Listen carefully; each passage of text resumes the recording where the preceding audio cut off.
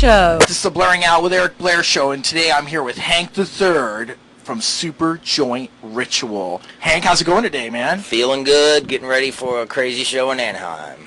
Right on. So, have you ever played in Orange County before? Many times. Many times. How?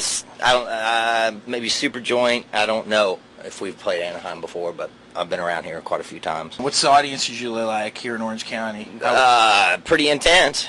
Usually, you know, a bunch of tattooed, freaked out, pumped up kids. You know, usually. Cool. It works for you. Oh yeah. For people out there that don't know this, you are Hank Williams Jr.'s son. Right. Now, Yeah. what did you learn from your father about music?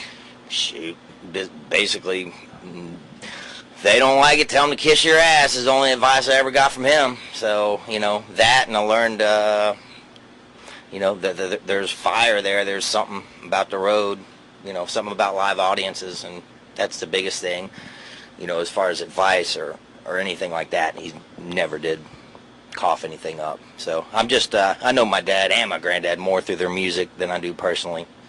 Basically. What would you say the #1 heavy metal album was that changed your view of music? I don't know. I got my first set of Kiss albums when I was 10, and my drum set then. And being a drummer, starting off, I always was into the beats or whatever. And that's what, you know, drew me to the dark side. And having a Nazi Christian mother even drew me more to the heavier stuff you're not supposed to listen to back in the Satan seminars and burning your music and all that shit was going on. What age did you start performing on stage? Shoot, first time I played drums, I was probably 11, you know, played Family Tradition, you know, on stage. And first band, I was 15, you know, I've been a guitar player, a drummer, bass player, screamer, whatever, singer in a band. So I've done a lot of different projects. I'm 30 now, and I've been doing it, you know, long, you know, 15, 16, been working on it since then. Now, being with Phil, this is like a high point for you, right? Oh, definitely. I was, you know, I'm a huge fan of the Anselmo since 91, you know, so, and Jimmy Bauer, you know, and so it's, we're just giving it all we got. Now tell me your story about your first meeting with Phil and how it came about. Just basically through Joe. I was just at the right place at the right time, and drove to Folsom and re-met him, you know, and just basically said, well, if we went on tour for 6 months, what would you be doing? I said, well, I'll be on the bus with you. Simple as that. And, you know, that's where it's been. You know, I guess I passed the test or whatever. So. Now, how involved were you with the songwriting with Superjoint Ritual? It's basically all most of it's Anselmo and Jimmy and Fazio, and so it's I just kind of, you know, because there's so many Superjoint licks on tape, just sit back and do whatever I'm told, basically. But you like it. Yeah, you're down with that. You're not like, no. Dude, I mean, I couldn't get up there and break my neck every night if I didn't like the music. You know, that's what gets me off. You know, it's the intensity and that aggression. You know? It's just nice to see that people can work as a team. You know what I mean? Definitely.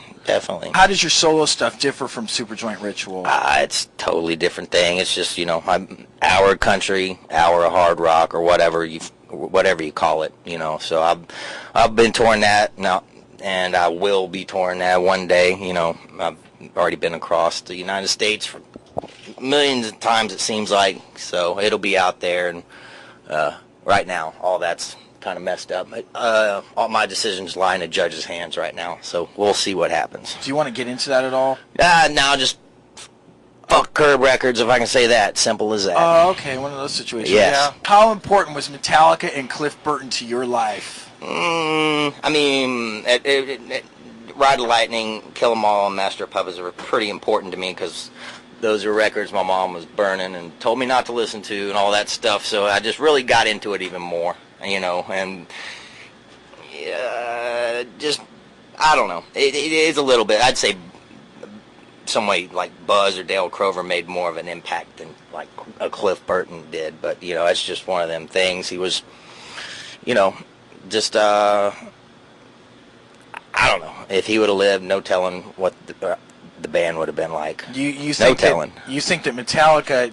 Did you like Injustice for All, or did you feel it was? It was okay. I mean, I saw the tour, and you know, it was a lot better than Saint Anger. I'll say that. Yeah, yeah. I know. Just I don't really know about that Saint Anger album. I know a lot of people swear by it and say it's Metallica getting back to their roots, but you know what? There's no way that. I mean, something happens at a certain time. You can't recreate it. It's That's called just getting old. Yeah. And Tom Araya never got old that way. So sorry, No. James. Get mad in a different kind of way, dude. So have you heard God Hates Us All, the Slayer record? Oh yeah. What do you think of that? I mean, hey, for guys that old still doing that heavy of music, my hat's off to them. We just interviewed Tom, and I'll tell you something. His voice has never sounded better. I hear you. Man, I can't believe that guy's lungs. I know it. Okay, now how would you describe the new Superjoint Ritual album? Oh, just I'd say it stands out. It's not, you know, it's pretty raw sounding compared to most albums that's released today, and pretty down to the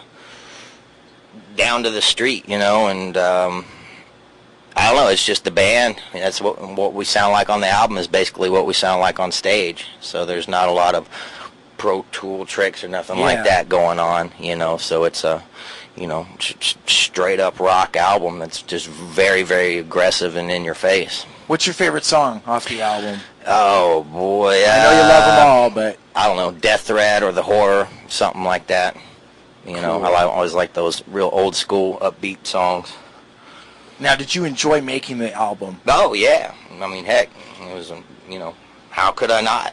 You know, it was just jam. Now, did you pretty much record the tracks live Yeah, I mean, as a group, as a rhythm section, and trio? I mean, me, Phil, and Joe. okay, you laid down the rhythms, Right, and then we go back and, you know, overdub. Not in a bad I mean, way. it's I'm just, saying like more rhythm tracks, more. right. You Yeah. just make it, you know, fuller. Jimmy puts his twist on things, and you know, but basically most of the album was, you know, what we cut, and then they, you know, go back and just make it a little fatter.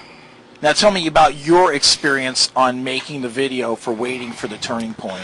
I just know it hurt showing up and all of us banging our heads for 6 hours. You know, it was pretty brutal. You know, so it was that's what I remember about it the most is Now, do you how ever intense. Do you ever think to yourself like, man, I'm banging my head right now, but I'm gonna be paying for this later? Oh, I already know it. Is it worth it to you to do that? And For me, I mean, I'm already planning. I already feeling the effects of it, but that's part of it, man. You know, it's compared to what some guys do out there every night, giving it or even breaking bottles over their heads or whatever it is, man. You know, I'll be in a neck cast here soon. be like one of those About things. 10 years, yeah. Be You're on all, like, Painkillers for life. with the thing, like with little symbols on it and stuff. No doubt. Customized. Yeah. What's so, next for Hank Williams III? We're just working. I'm super joint bound right now, and like I said, I'm stuck. My career lies in the judge's hands. So all you internet junkies and hackers out there, go download my stuff because I've been pro bootleg ever since I've been on the road, and go get it for free because that's the only way I can get it out. So You know, it's really sad that you're an artist, okay? You make music, but there's like a corporate entity that like kind of rules your life. Oh yeah, well, Mike Curb, it's one guy, and it's all out of spite. Oh, I know who he is. And it's on for sure. You know, I've been as nice as I can, and he won't even sit down and have a meeting with me. So that says it all. Why do I need to be working for you if you won't even sit down at a table with me? Simple as that. Dude, it's like, you ask yourself, at what point in your life do you ever get like the upper hand? Right. Well, I've always been the underdog and never do expect the upper hand. So I'm here to be miserable. You know, it's as simple as But hey, that. man, That's you know what I what? get my fire from. You get to go up there on stage, an enviable position, because there's so many people that would love to do it, but never get that opportunity. I hear you. So this is like, that's going to carry you through. Oh, definitely. I've done everything from from singing with George Jones to playing with Philip Anselmo. I mean, I've already done, you know, quite a few things I'm happy with. If I died tomorrow, I'd be way satisfied. Cool, bro. Hey, man. Thank you for doing the interview. Appreciate it. This is the Blairing Out with Eric Blair show with Hank III. Signing off. Bye-bye. Superjoint.